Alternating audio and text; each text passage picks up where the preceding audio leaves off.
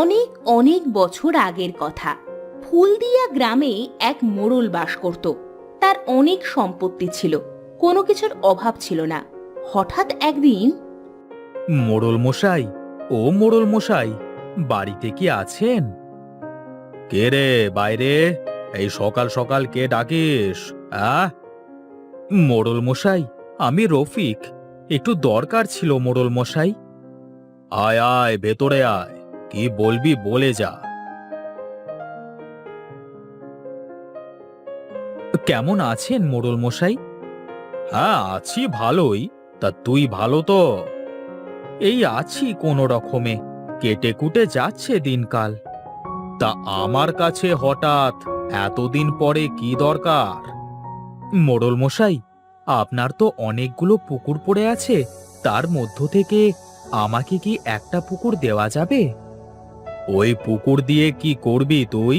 ওই পুকুর তো অনেক বছর যাবৎ পড়ে আছে। ভেবেছিলাম ওই পুকুরটা নিয়ে কিছু মাছ চাষ করব। তা পুকুর যে নিবি, অনেক দিন পড়ে আছে, না জানি কত আবর্জনা জমে আছে। আমি কষ্ট করে পরিষ্কার করে নেব। আচ্ছা ঠিক আছে, তাহলে তাই করিস। আচ্ছা মোড়ল মশাই, তা কবে থেকে কাজ শুরু করবি ভাবছিস? ভাবছি দু একদিনের মধ্যে পুকুর পরিষ্কারের কাজ শুরু করব। আচ্ছা ঠিক আছে, যা তাহলে। আচ্ছা, আসি।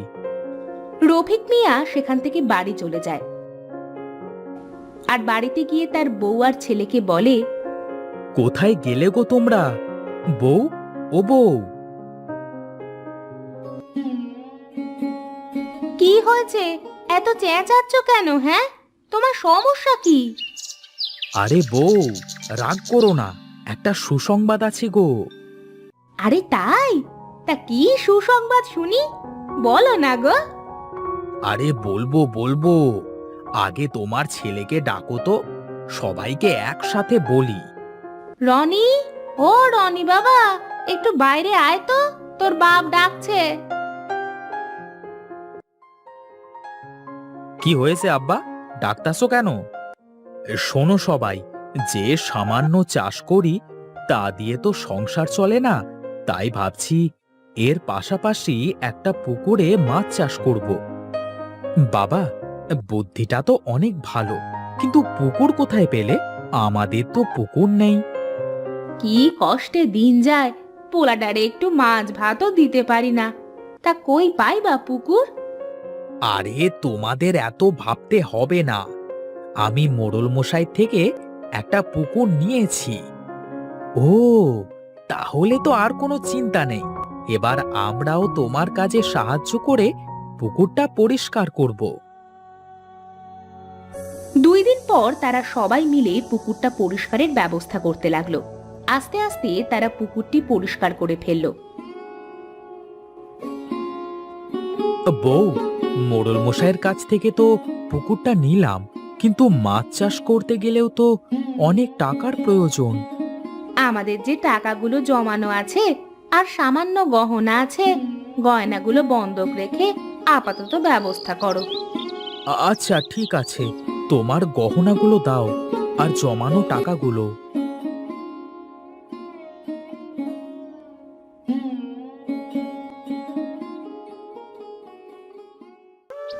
এই নাও। দাও বউ, দাও। দেখি, বাজারের দিকে যাই। এই বলে রফিক মিয়া বাজারে যায়।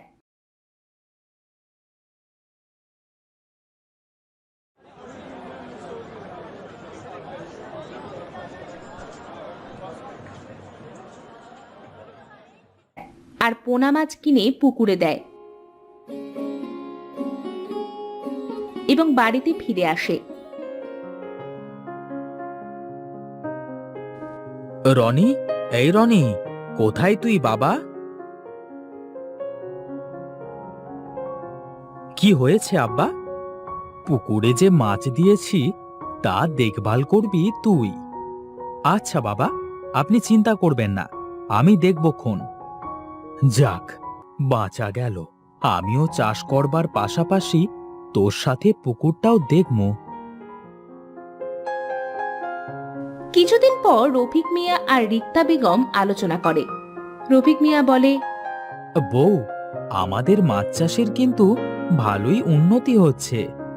হ্যাঁ, তা তুমি ঠিকই বলেছ।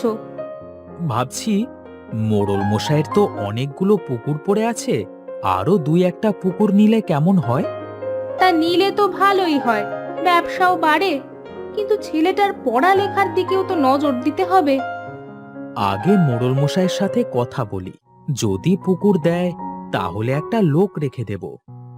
আচ্ছা ঠিক আছে, তাইলে তাই করো। রফিক মিয়া মোড়ল মশাইয়ের বাড়িতে গিয়ে হঠাৎ তার দুষ্টু বন্ধুর সাথে দেখা হয়। দুষ্টু বন্ধু বলে, কি রফিক মিয়া, এই ভর দুপুরে কোথায় যাও? এই তো মোড়ল মশাইয়ের বাড়ি যাচ্ছি। কেন কেন কেন যাচ্ছ রফিক মিয়া?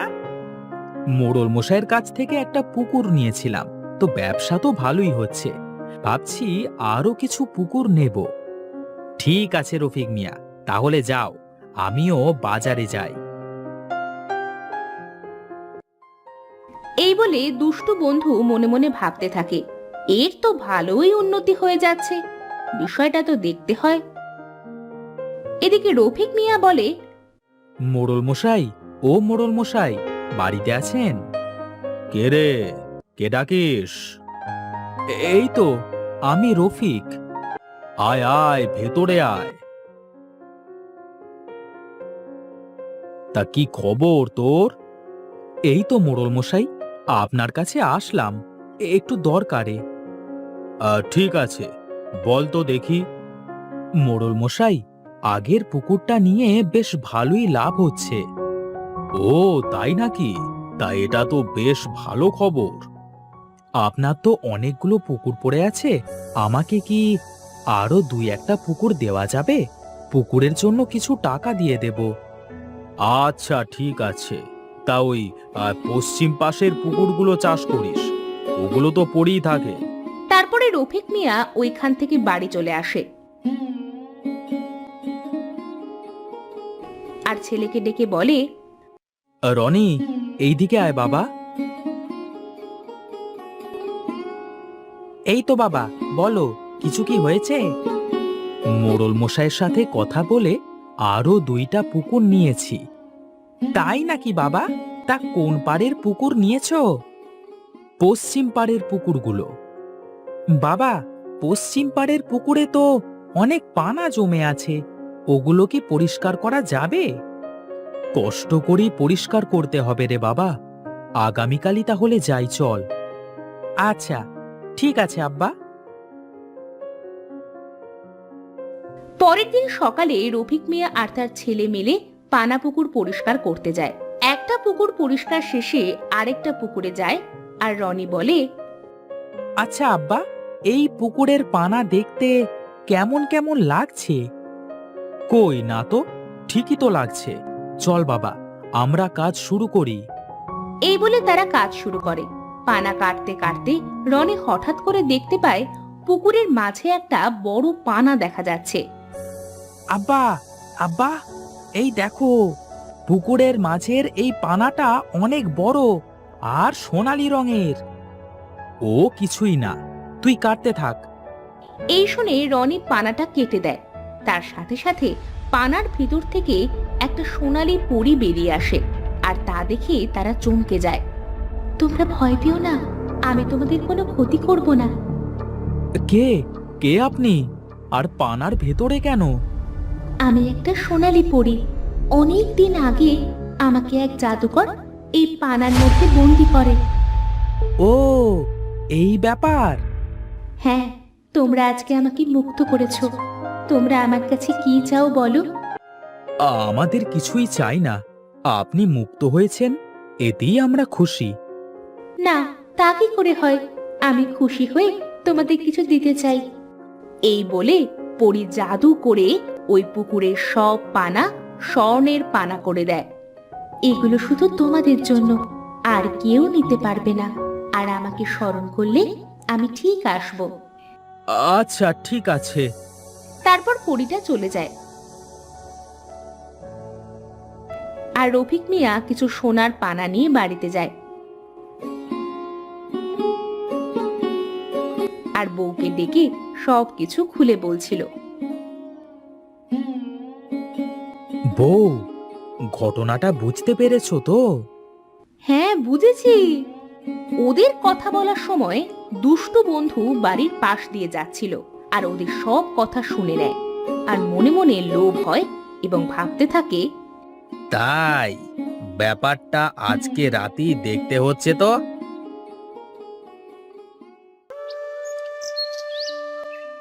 তারপর গভীর রাতে দুষ্টু বন্ধু পুকুর পাড়ে চলে যায় আর বলতে থাকে, রফিক মিয়া, তুমি একাই সোনার পানা নিয়ে বড় লোক হবে, তাই না? এবার আমিও বড় লোক হয়ে যাব। এই বলে দুষ্টু বন্ধু পুকুরে নেমে সোনার পানা ধরতে যায় আর অমনি পানার সাথে হাত আটকে যায়, অজ্ঞান হয়ে থাকে। পরের দিন সকালবেলা রফিক মিয়া আর রনি পুকুরে যায় এবং দেখে, রনি বলে ওঠে, আব্বা, এইটা তোমার বন্ধু না? আরে হ্যাঁ, তাই তো। ও এখানে কেন? এরপর রফিক মিয়া মনে মনে পরীকে স্মরণ করে। তারপর পরী চলে আসে আর বলে, ও তোমার পুকুরে চুরি করতে এসেছিল, তাই ওর এই অবস্থা। আপনি ওকে ঠিক করে দেন। তারপর সোনালী পরী দুষ্টু বন্ধুকে ঠিক করে দেয়। দুষ্টু বন্ধু কান্না করতে করতে বলে, আমার আমার ভুল হয়ে গেছে, আমাকে মাফ করে দেন। আমি আর লোভ করব না। আচ্ছা ঠিক আছে, মাফ করে দিলাম, কিন্তু এই কথা তুমি কাউকে বলতে পারবে না। ঠিক আছে, কাউকে বলবো না। এরপর আর কোনো সমস্যা হলে আমাকে পুকুরের পাড়ে এসে স্মরণ করবে। তারপর রফিক মিয়া ওই পুকুরে সোনালী পানা চাষ করে অনেক ধনী হয়ে যায়। তারপর থেকে তারা সুখে শান্তিতে বসবাস করতে থাকে।